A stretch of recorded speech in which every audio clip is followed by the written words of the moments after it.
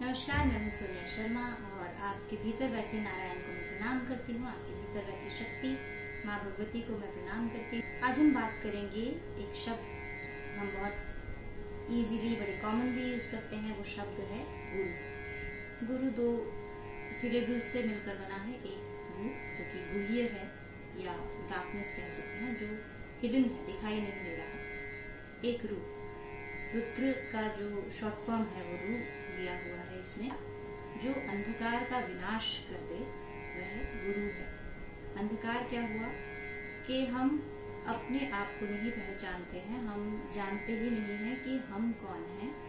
हम materialistic world के पीछे भागते रहते हैं, हम चीजों को बटोरने में लगे रहते हैं, या हम अचीवमेंट के लिए भी एक एम रखते हैं। तो वो एम रखते हैं जो कि इस मटेरियलिस्टिक वर्ल्ड में हमें हमारे स्टेटस को थोड़ा ऊपर ले जाता है, थोड़ा आगे ले जाता है। ज्यादा से ज्यादा हम क्या सोचते हैं कि अच्छी डिग्री हो, अच्छा पैसा हो, अच्छा परिवार हो, अच्छा बड़ा घर हो, बड़ी गाड़ियां हो। इससे आगे का इस जीवन में आने का, मनुष्य शरीर को धारण करने का जो कारण है उस तक हम पहुंच नहीं पाते हैं। शास्त्र कहते हैं कि हमारे जीवन का एक कारण है, वो ये है कि हम स्वयं को या परमपिता परमात्मा को समझ जाएं, जान जाएं, एनलाइटनमेंट हो जाए, हम मर्ज होने की एक अवस्था में आ जाए कि हम उस त्रिगुणातीत में मर्ज हो सकें। ये तो हमारे चारों ओर इतने सब गुरु हैं कि सभी कुछ ना कुछ सिखाते जाते हैं।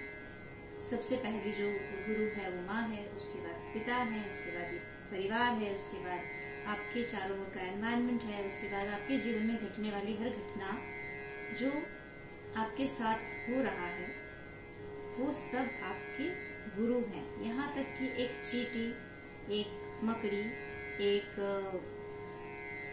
कोई भी जीव ले लीजिए, वो सभी आपके गुरु मान सकते हैं। आप उनको, आप उनसे कुछ ना कुछ सीख सकते हैं। चींटी से आप डिसिप्लिन रहना सीख सकते हैं, दिन रात काम करना सीख सकते हैं, अपनी जो फिजिकल कैपेसिटी है उससे कहीं ज्यादा काम करना आप सीख सकते हैं।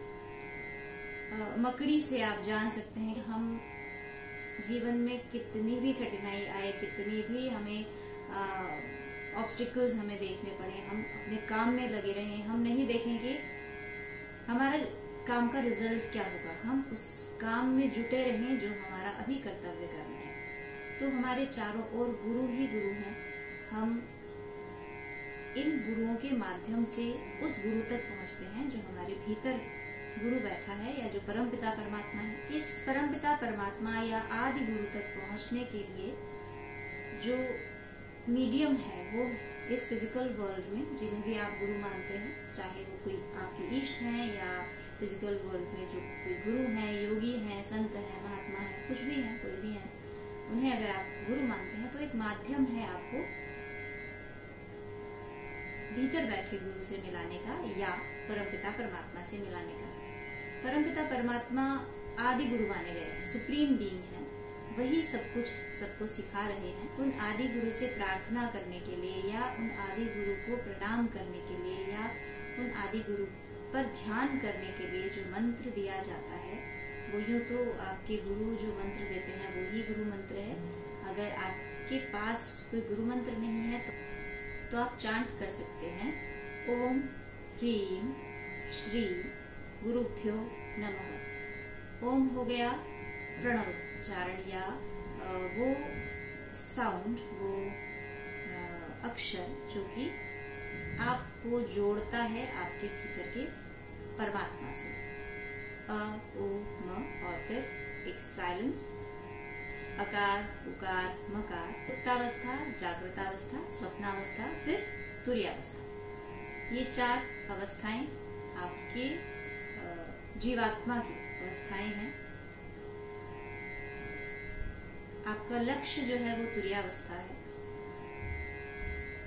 उस तुरीयावस्था तक पहुंचने के लिए जो हम उच्चारण कर सकते हैं, या जो हम उच्चारण करते हैं, या जो हम याद करते हैं कि हम असल में कौन है, हमारा सत्य क्या है, हमारा यथार्थ क्या है, उसके लिए हम ओम का उच्चारण करते हैं। आजकल हर कोई ओम का उच्चारण करता है। कठोपनिषद में जब नचिकेता यमराज से पूछते हैं कि मैं डेथलेस स्टेट, डेथलेस बीइंग कैसे हो सकता हूँ, तो वो उनको ओम या प्रणव के उच्चारण का मर्म बताते हैं। प्रणव के उच्चारण से हम क्या हो सकते हैं उसको बताते हैं। ओम को एक और तरह से भी डिफाइन किया जाता है, वो है ओरिजिन, कंटिन्यूएशन और फिर एंड, की उत्पत्ति हुई, फिर उसका पालन हुआ और फिर डिस्ट्रक्शन हुआ, यानी कि ब्रह्मा, विष्णु और महेश। अंत में आप महेश से या रुद्र से मिल जाते हैं, क्योंकि जो भी, जिस भी वस्तु का, जिस भी व्यक्ति का, जिस भी एंटिटी का कहीं ना कहीं ओरिजिन हुआ है, कहीं ना कहीं उत्पत्ति हुई है, वो कभी ना कभी जाकर वो अंत हो जाता है उसका। जिसने जन्म पाया है उसकी मृत्यु भी लिखी हुई है, होनी ही है। इसीलिए हम अ, उ और म को याद करते हैं और अपने एक्चुअल बीइंग को याद रखने के लिए, उसको अपने आप में ऑब्जॉर्ब करने के लिए ओम का उच्चारण किया जाता है। हमेशा याद रखना चाहिए कि ओम का उच्चारण करना या तो किसी गुरु से ही सीखें, या अगर अपने आप कर रहे हैं तो बहुत धीमे धीमे, बहुत स्लोली उसमें आगे बढ़ें। एकदम से बहुत ज्यादा ओम की चैंटिंग नहीं करें, क्योंकि कहा जाता है कि ये एक न्यूक्लियर वेपन जैसा है। अगर आपका मन शांत नहीं है, अगर आपका मन निश्चल नहीं है, अगर आपका मन साफ नहीं है औरों के लिए, तो ये जो न्यूक्लियर एनर्जी है वो आपको ही नुकसान दे सकती है। नुकसान इन द सेंस, करना तो उसको आपका भला ही है, पर क्योंकि आपकी अवस्था वो नहीं है तो इतनी ज्यादा एनर्जी हो जाती है तो वो आपको लगने लगता है कि मुझको कष्ट देता है। हम पहुंच नहीं पाते यहाँ तक, हम समझ नहीं पाते कि हम सिर्फ ओम का उच्चारण करना ही पूरा नहीं होता है। ओम का उच्चारण करने से पहले आपको यम, नियम, आसन, प्राणायाम, प्रत्याहार, उन सब अवस्थाओं से होकर जाना होता है। और जब तक हम उन सब अवस्थाओं से होकर नहीं जाते, तब तक हमें ओम का उच्चारण किसी न किसी के गाइडेंस के अंडर ही करना चाहिए, अपने आप नहीं करना चाहिए। अपने आप अगर करना है तो 2-4 बार 10 बार कर सकते हैं, 2-4 मिनट कर सकते हैं, उससे ज्यादा नहीं। अब हम बात कर रहे थे मंत्र की। ओम ह्रीम श्री गुरुभ्यो नमः। ह्रीम आया, ये तंत्र से आता है ह्रीम।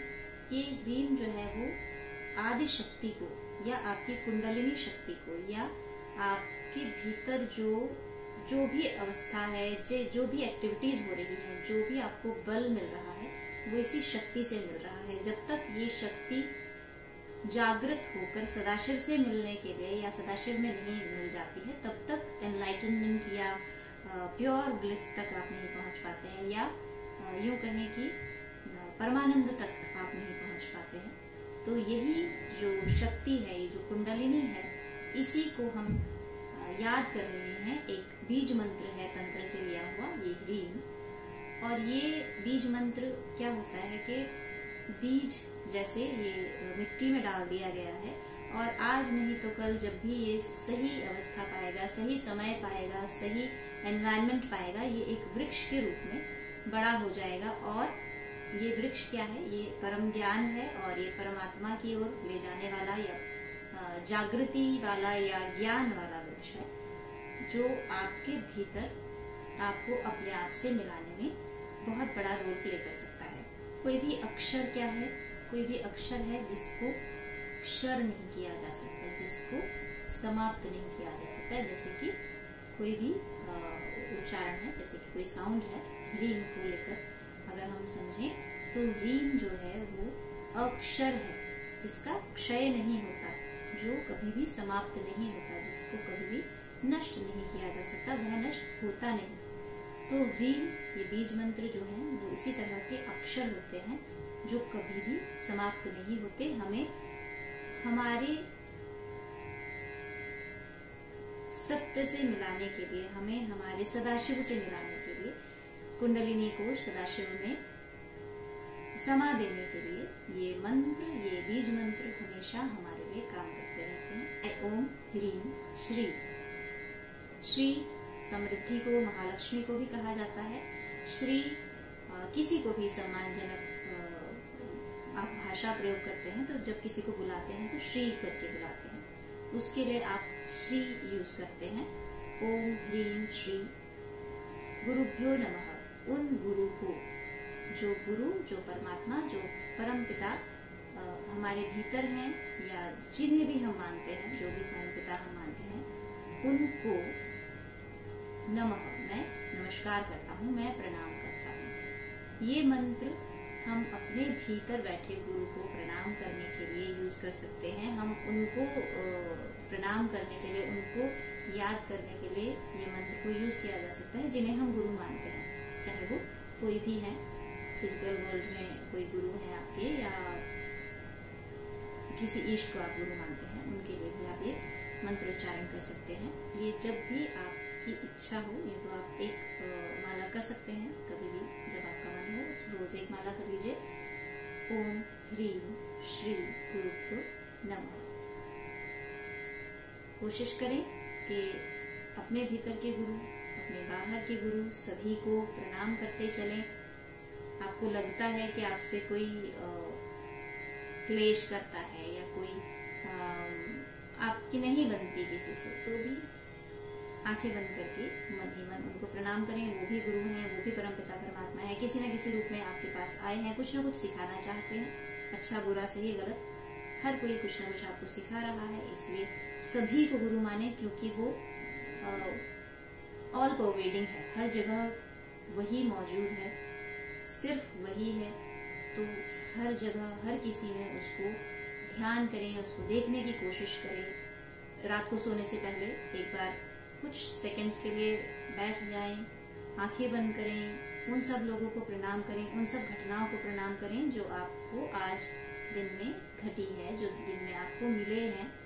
और वो घटनाएं, वो लोग धीरे धीरे धीरे धीरे करके आपको ये क्लियर होने लगेगा कि वो आपको कुछ ना कुछ सिखाने आए थे। आपको न ही वो